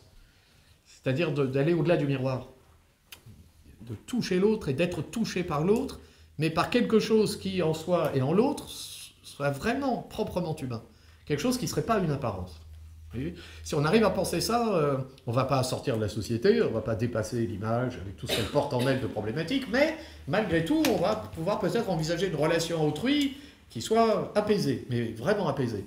Alors que l'honnête homme, c'est mieux, hein, c'est pas libertin, dans la hiérarchie c'est mieux, mais on reste, c'est la bonne société quand même. On reste quand même dans un monde, on est entre soi, on sait jouer. C'est ce que je veux dire, on est devant les miroirs. Et donc, devant les miroirs, on s'est fait. Alors là, on va retrouver à nouveau Rousseau. On va retrouver Rousseau parce qu'il y a une chose que je n'ai pas dite au début de mon propos. C'est que quand on envisage ce qui fait qu'un être humain est un être humain, on trouve quelque chose qui est métaphysique, c'est vrai, que j'ai appelé tout à l'heure la perfectibilité. C'est-à-dire la puissance que nous avons au départ de penser, de parler, d'actualiser une raison, etc. On porte ça en nous, mais au départ, ça n'est qu'une puissance, une virtualité, une potentialité. Bon, et c'est la culture qui actualise tout ça. Quand la culture fait bien le travail, à ce moment-là, je vais actualiser la raison. Si elle fait mal le travail, je vais actualiser autre chose. Mais enfin, une culture appropriée peut me permettre d'actualiser ces potentialités. Bon, mais tout ce que je dis là, ça reste quand même très abstrait, parce que est-ce qu'il n'y a pas quelque chose en moi, en nous, qui est attaché à notre nature et qui nous engage déjà à un mode de relation qui ne s'en tient pas tout à fait aux apparences. Et là, il faut avoir en tête que ce que dit Rousseau dans le second discours, quand il fait remarquer qu'il y a un sentiment qui est attaché à notre nature et qui, justement, bien souvent est altéré par la culture et qui, pourtant, est bien là, au départ. Alors, chez Nourrisson, c'est compliqué parce que lui, il n'a pas le corps approprié, on l'a dit. Mais dans l'hypothèse de l'état de nature que j'envisageais, ce sentiment, il va falloir le penser. Alors, c'est une impulsion de la nature, en fait. Bon, il y a l'amour de soi, j'évoquais ça tout à l'heure, l'instinct de conservation. Bon, ben, ça, je le partage avec les animaux, donc ça n'arrive pas. Mais il y a autre chose. Un sentiment que Rousseau appelle la pitié. Alors, la pitié, attention, chez Rousseau, c'est pas la pitié qu'on peut avoir comme ça dans la vie sociale. Tenez mon bras, vous suscitez en moi la pitié, c'est pas ça. La pitié naturelle dont Rousseau parle, c'est le fait, lorsque je ne suis pas autre chose qu'un être perfectible, lorsque je suis piégé dans la nature et que je ne vais pas au-delà de ça, c'est le fait d'éprouver une répugnance face à la souffrance ou à la mort d'un être sensible. D'un être sensible, hein, pas forcément d'un être humain, hein, dit Rousseau. Regardez, Rousseau nous propose une image pour penser ça. Imaginez l'homme naturel que j'évoquais tout à l'heure. L'être humain naturel, il est seulement perfectible, ses besoins sont satisfaits, il est solitaire, nomade. Bon. À l'occasion d'une pérénigration, il rencontre cette situation. Un loup est en train de dévorer un jeune enfant. Et il voit le loup dévorer les entrailles palpitantes de ce jeune enfant. Déchire le corps de ce jeune enfant. Est-ce que je peux imaginer dans l'état de nature que j'ai en train d'évoquer, il n'y a pas l'autre, il n'y a pas l'image de soi, il n'y a pas tout ça, hein, je suis seulement perfectible. Est-ce que je peux imaginer que, face à ce spectacle, je puisse éprouver une quelconque jouissance? Non. D'ailleurs, il y a en moi un instinct de conservation qui, par identification, m'invitera à la... Bon, c'est pas une prudence au sens intellectuel du terme, mais m'invitera plutôt à me reculer. Est-ce que je vais sauter sur le loup pour aider l'enfant? Non. Ben non, puisque l'instinct de conservation, justement, m'empêchera de faire ça. Est-ce que je vais me repaître de ce spectacle? Non plus. Ben non, il faudrait déjà, pour que je me repaisse de ce spectacle, que je puisse me dire que j'ai la chance, moi, de ne pas être cet enfant, que moi qui ne suis pas cet enfant, je suis supérieur à lui, puisque je suis en train de regarder ce qui se passe. La pulsion sadique que j'éprouverai là, je ne l'éprouverai que dans une comparaison entre ce que je suis, ce que vit l'enfant, la situation. Autrement dit, il faudrait que je sois capable de me représenter mon être et la situation de cet être, mais j'ai dit tout à l'heure que dans la situation hypothétique de l'état de nature, je n'ai pas de faculté de représentation. Donc il n'y a pour moi que la présentation de quelque chose qui ne fait que représenter un grand danger. Donc je ne vais pas sauter sur le loup pour aider l'enfant, ça c'est sûr. Je ne vais pas être vertueux. La vertu n'est pas naturelle dans ce sens-là. Mais je ne vais pas non plus me repaître du spectacle, donc je vais aller plus loin. Voilà, je vais m'en aller. C'est ça la pitié naturelle. La pitié naturelle, c'est la répugnance. Avoir périr ou souffrir tout être sensible. C'est une répugnance, c'est tout. Mais bon, la pitié naturelle, c'est l'état de nature. Bon. Oui, mais, dit Rousseau, maintenant, je suis dans la société. Je suis divisé avec moi-même. L'image du moi occupe mon âme, et je perçois des autres l'image qu'ils donnent d'eux-mêmes. Et dans leur regard, d'ailleurs, je perçois bien que je donne de moi-même une image, et que... Ça, des fois... métiers qui sont difficiles. Les professeurs, hein, c'est un peu compliqué parce que un professeur vit sans cesse sous le regard des jeunes gens, et donc l'image qu'il a lui-même dépend du regard qui lui est renvoyé en permanence. Donc il peut y avoir dans ce métier de très très grandes souffrances. Vraiment. C'est-à-dire avec une image de soi qui est totalement dégradée. C'est très très grande souffrance. Moi, mes élèves qui sont en Hippocagne, ils ne savent pas encore, mais parmi eux, il y en a qui sont professeurs. Souvent, on commence par faire des études de lettres, de philo, de langue, etc.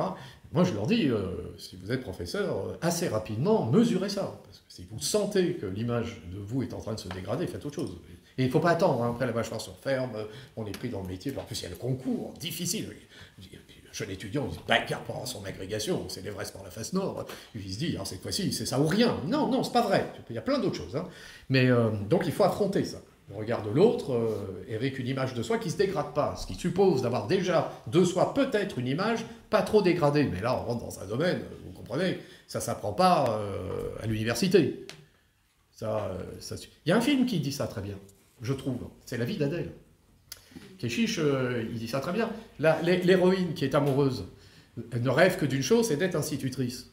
Et alors, elle est épanouie dans ce métier. Bon, et elle tombe amoureuse d'une jeune femme, mais qui, elle, vient... Alors, elle, l'institutrice, vient d'un milieu populaire. L'autre, elle vient d'un milieu bourgeois, parisien, etc. Bon, alors, on est ouvert. On accepte, évidemment, sa vie. On accepte son homosexualité, ne pose aucun problème. Mais enfin, quand même, petite institutrice. C'est un nom. C'est quand même... Ça, c'est pas mal, ça. Moi, je trouve que le film... Non, bon, enfin... Petit incite. Autrement dit, Keshish, il rappelle quelque chose, c'est que les distinctions de classe, ça, on est dans le dur, vous voyez. Alors, pourquoi j'évoque ça? Parce que lorsque la jeune fille d'origine plutôt bourgeoise va abandonner, évidemment, la petite instite qui ne mérite pas qu'on lui accorde plus de temps que ça, cette jeune fille qui est délaissée va être malheureuse, va être vraiment malheureuse. Le résultat, c'est bien fait, parce que c'est le moment où, dans ces classes, ça devient un cauchemar. Ça marche plus. Il y a quelque chose de brisé. Donc l'image qu'elle a d'elle-même n'est plus celle qu'elle avait avant, et donc qu'elle livre au regard de... Et puis les jeunes gens, alors là c'est des enfants, les institutrices, les enfants c'est pareil, hein. Il y a une faille, il la loupe pas. Hein. Ça, il rentre dans la brèche, hein, tout de suite. Là c'est un haut risque, hein. Là il faut arriver à tenir la chose. Là. Donc, il y a quelque chose en nous, malgré tout, qui peut briser ça. C'est que, vous voyez... Rousseau dit, si je veux penser l'humanité, il faut que je repère ce qu'il y a de commun à tous les êtres humains. On va retrouver la pitié, vous allez voir. Ce qu'il y a de commun. Et ce qu'il y a de commun à tous les êtres humains, c'est pas le plaisir, parce qu'il y a des vies de douleur, hein, ça. C'est pas la réussite sociale, par exemple, ça, on réussit, on loupe, c'est pas. Bon. C'est pas la richesse. D'ailleurs, peut-être même que la richesse, à un certain niveau, n'est pas universalisable. C'est-à-dire que... Il y avait 200 millions d'êtres humains sur la Terre il y a 2000 ans, 230 millions, il y avait déjà des pauvres. Hein. Donc, mais avec le niveau de vie d'aujourd'hui, sur 200 millions, c'était peut-être jouable, mais à 8 milliards, 10 milliards, il y a un problème. Donc la richesse n'est pas universalisable. Donc, qu'est-ce qu'il y a d'universalisable? Rousseau dit qu'il n'y a qu'une seule chose, c'est la douleur. Ça, par contre, c'est universel. Tout être humain, toujours, éprouve la douleur au moins une fois dans sa vie. Toujours. Mais toujours. La douleur, le chagrin, la peine, mais ça, c'est universel. Il n'y a rien de plus universel que ça. Donc, quel type de relation à l'autre peut-on entretenir qui nous permette d'aller au-delà du paraître, au-delà des images, et de saisir ce qu'il y a d'universel dans l'humanité? Qu'est-ce qui nous permet de saisir l'unité du genre humain? La conscience qu'on peut avoir de la douleur de l'autre. Mais, une douleur... c'est une réalité dont on ne peut rien dire avec des mots. On ne peut pas. On a tous éprouvé une douleur dans sa vie. Pensez à une douleur physique. Une douleur physique. Une grande douleur physique. Une rage de dents, un accident, un doigt blessé, un coup de marteau sur le pouce. Une douleur. Bon. Vous éprouvez une douleur. Bon. Et immédiatement, éprouvant la douleur, je ne peux pas m'empêcher de tenter d'en parler. Ça, les personnes âgées, hein, souvent, le temps passe, ils parlent de la douleur, etc. Alors les jeunes gens disent, ouais, ils parlent encore de ces douleurs, etc. Oui, mais bon. C'est Oscar Wilde, hein, passé 50 ans, si t'as mal nulle part quand tu te réveilles, c'est que t'es mort. Hein. Donc la douleur, tu l'as éprouvée ou tu vas l'éprouver. Et donc le temps passant, elle va s'imposer progressivement. Eh bien, vous savez bien que quand on éprouve une douleur de cet acabit, quand on en parle, on sent bien qu'on ne dit pas grand-chose. Si je dis j'ai mal aux dents, celui qui me fait face, il entend « j'ai mal aux dents », mais voilà. Après, par analogie avec une douleur dentaire qu'il a lui-même éprouvée, peut-être qu'il va imaginer la douleur que j'éprouve, mais sans plus. Après, je peux lui dire « cette dent-ci » en lui montrant. Bon, puis je peux ouvrir la bouche en lui montrant. Bon, vous voyez, la douleur de l'autre, d'abord c'est l'autre, et puis ensuite il me parle, je comprends rien à ce qu'il dit, et lui-même n'arrive pas à dire. La douleur est indicible. Dans la douleur, on est seul. Voilà, la douleur, c'est la différence de la solitude. Et on parle de manière désespérée, puisqu'on n'y arrive pas. Et les médecins l'ont compris. Pourquoi? Et c'est la raison pour laquelle, quand vous consultez, que vous êtes à l'hôpital, parce que vous êtes blessé, vous avez une douleur, la question qu'on va vous poser, c'est pas « est-ce que vous avez mal ?» C'est pas « quelle est votre douleur ?» Non, on va vous dire, sur une échelle de 0 à 10, et vous allez situer votre douleur dans une quantité, mais la qualité éprouvée, elle reste mystérieuse. Ce qui, pour le praticien, est suffisant. Vous êtes à 6, et puis le lendemain, vous dites à 4, donc le traitement est efficace, vous montez à 8, il y a un problème. Ça suffit. Mais lui, il est dans la quantité. Mais vous voyez bien que la transposition dans le registre du quantitatif d'une douleur qui est éprouvée comme une qualité singulière. D'ailleurs, on ne vit jamais deux fois la même douleur. La douleur elle-même, la deuxième fois, c'est la même, plus le souvenir de la première. C'est déjà plus la première. Vous voyez, la douleur c'est indicible. Donc, la quantité fait que je me tourne vers le technicien pour espérer, ou le médecin en l'occurrence, pour espérer une amélioration de mon état. Mais je reste dans la solitude. Bon. Donc, ce n'est pas les mots qui nous permettent de saisir la douleur des autres.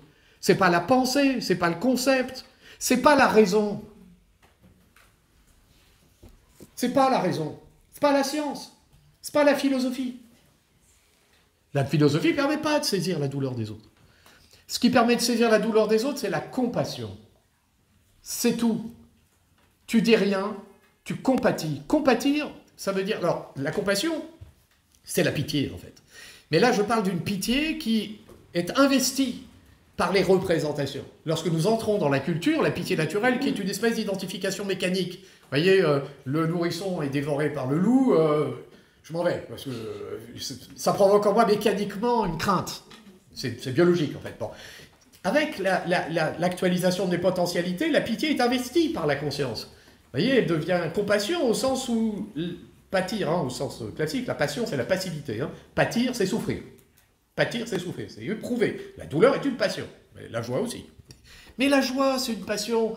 Oui, quand l'autre est joyeux, bien sûr, je peux sympathiser avec sa joie, mais pourquoi il est joyeux, déjà? Pourquoi lui? Et pourquoi pas moi? Puis il est trop joyeux, qu'est-ce que c'est que cette joie? Vous voyez, la joie peut susciter l'animosité. Vous voyez, le succès en société, ça suscite l'animosité, on le sait bien. La beauté, ça ne suscite pas la sympathie. Il y a un très très beau film italien qui s'appelle Malena, une jeune femme italienne d'une beauté extraordinaire, mais elle va susciter la haine. Elle sera lynchée par la foule. Et lorsqu'elle sera abîmée dans son corps, enlaidie, alors la communauté villageoise va l'accepter. Mais pas avant. Pensez à ces jeunes filles magnifiques qu'on achetait au feu pendant la chasse aux sorcières. Enfin, on achetait aussi des personnes qui n'étaient pas magnifiques, parce qu'une magnifique trop belle, pas magnifique trop laide. Il y avait toujours un trop. Puis c'est toujours les femmes. Au passant, il y avait quelques garçons quand même, mais les statisticiens nous disent un garçon pour 3 filles. C'est à peu près la proportion. Bon, donc, non, ce qui suscite la circulation des passions, c'est pas la joie, c'est pas le succès, c'est pas la richesse, c'est pas le plaisir, c'est la douleur. Lorsque l'autre souffre et que je compatis, alors, le miroir est brisé. Voilà, là, je suis au-delà de l'image. Une passion provoque une passion. Et la passion que j'éprouve n'est pas la passion qui provoque la passion. Ça, on est d'accord. C'est pas une identification au sens où on se mettrait à la place de l'autre. Par exemple, l'empathie. Empathie, ça veut rien dire. Se mettre à la place de l'autre, ça n'existe pas. D'abord, 2 corps peuvent pas occuper le même lieu en même temps. Ouais, ça s'appelle l'antitypie. Donc déjà, sur le plan physique, je ne peux pas être à ta place, tu ne peux pas être à la mienne. Ou alors, c'est successivement. Mais déjà, c'est plus la même place. Puis d'autre part, même sur le plan de l'esprit, on n'est pas à la place de l'autre. C'est pas vrai. C'est pas vrai. On est seul. Évidemment qu'on est seul.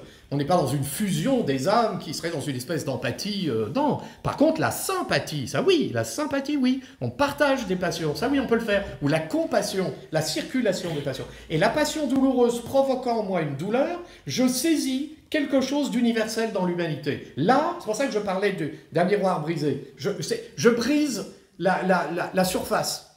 Vous voyez, je vais au-delà de la surface. Ça, c'est universel. Voilà. Donc si je ne suis pas capable de compatir, ça veut dire que je suis sorti de l'humanité. Mais, effectivement, la pitié elle-même soulève une difficulté. Parce que la compassion peut générer en moi le sentiment que l'autre souffre, cette pitié que j'éprouve, c'est la douleur malgré tout atténuée, de sorte que je peux en tirer une certaine satisfaction. C'est-à-dire, ma douleur n'est pas sa douleur, malgré tout. Elle est inférieure, et donc la pitié ne suffit pas. Et là, Rousseau le pointe très précisément dans Émile. Ça, il nous le dit très précisément. Et oui, il y a une pitié qui, finalement, est tournée vers soi-même. Une pitié qui, une sorte de compassion, si on veut, qui ramène à soi, et au sentiment de s'en tirer pas trop mal par rapport à l'autre. Donc il y a une pitié qui nous maintient dans la situation de la concurrence, de la rivalité. Raison pour laquelle la vertu ne se résume pas à l'indignation.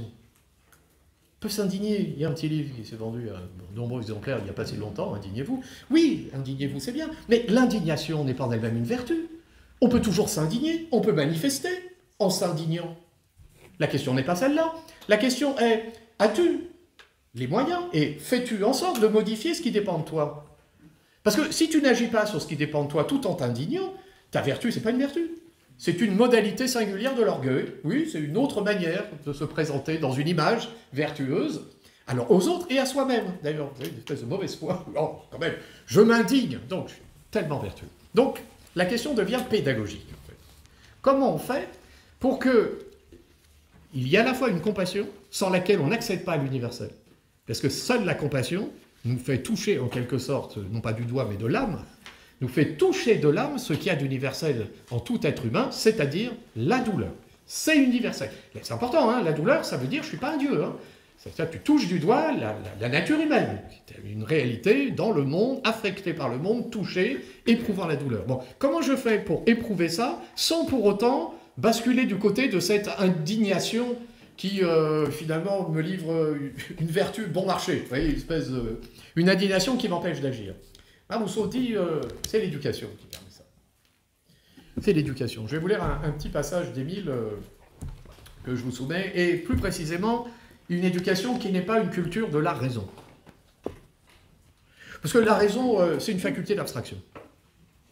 Donc, en cultivant la faculté d'abstraction, peut-être qu'on va se garder de la pitié qui conduit à avoir un regard sur soi très autocentré, peut-être. Enfin, si on cultive uniquement cette faculté d'abstraction, on risque bien assez rapidement de devenir totalement insensible à la douleur des autres.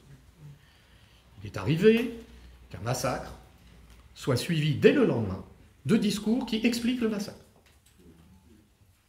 Et qui l'expliquent tellement bien que finalement on n'en éprouve plus ni de compassion, ni rien, puisqu'on a l'explication. Le philosophe n'a qu'à s'argumenter, dit Rousseau, et, alors je le paraphrase là dans le second discours, dans le discours sur l'inégalité, le philosophe n'a qu'à s'argumenter et on peut s'entr'égorger sous ses fenêtres, il dormira, ça ne l'empêchera pas de dormir. Alors le philosophe, c'est-à-dire celui qui cultive simplement la raison, et qui, dans cette faculté d'abstraction, de représentation totalement abstraite, perd pied avec la circulation des passions qui, elles, ne sont pas abstraites, qui, elles, sont singulières et concrètes. Donc il faut une éducation. Mais alors il faut éduquer quoi? Il faut cultiver quoi chez l'élève? L'imagination. La solution, c'est l'imagination. Je vous lis un passage. L'imagination. En effet, comment nous laissons-nous émouvoir à la pitié, si ce n'est en nous transportant hors de nous, en nous identifiant avec l'animal souffrant? Là, Rousseau parle du rapport à l'animal. Il faut qu'Émile commence à comprendre que l'animal est un être sensible. Hein. Donc il faut qu'il soit sensible déjà à la souffrance animale. Puis après, il va s'élever à l'humanité. Mais un animal, il peut le voir souffrir comme ça. Donc je reprends la phrase. Comment nous laisserons-nous émouvoir à la pitié, si ce n'est en nous transportant hors de nous, en nous identifiant à l'animal souffrant, en quittant, pour ainsi dire, notre être pour prendre le sien? Il faut qu'on quitte notre être pour prendre l'être des autres. Mais qu'est-ce qui nous permet de quitter notre être, sinon les ailes de l'imaginaire? C'est par l'imagination que nous sortons de nous-mêmes. C'est l'imagination qui nous transporte au-delà des limites de notre subjectivité. C'est par l'imagination que nous sortons d'un regard tourné uniquement vers soi-même. Nous ne souffrons qu'autant que nous jugeons qu'il souffre. Ce n'est pas dans nous, c'est dans lui que nous souffrons. On ne devient sensible que lorsque l'imagination nous transporte hors de nous-mêmes. Et oui, il faut, alors je poursuis, je saute un passage, il faut donc offrir aux jeunes hommes, aux jeunes gens, 18e, aux jeunes filles, aux jeunes hommes, il faut donc offrir aux jeunes gens des objets sur lesquels puisse agir la force expansive de son cœur. La force expansive. Là, ça c'est de la philosophie. La force expansive de son cœur. C'est-à-dire qu'il faut trouver en soi ce qui permet de sortir de soi. Il faut que ça soit une expansion et pas une contraction. Ça, c'est une éducation. La force expansive de son cœur. Vous voyez? C'est-à-dire, il faut cultiver tout ce qui en nous se dilate, tout ce qui nous sort de nous-mêmes vers l'autre. Et au contraire, il faut réfréner tout ce qui nous contracte, tout ce qui cultive le moi. Vous voyez, on pense à Pascal, le moi est haïssable. Pourquoi? Parce qu'il veut se faire centre de tout. Donc, la solution, ici, qui ne permet pas de sortir, il ne s'agit pas de sortir de la société, la bonne éducation permet de vivre dans la société. C'est le but du jeu, dans la société, sans avoir corrompu sa nature. Et la nature, on l'a dit, ici, c'est la liberté. Donc il faut vivre en société sans corrompre sa nature, sous le regard de l'autre, donc dans le paraître, sans pour autant être piégé dans le paraître et l'image de soi.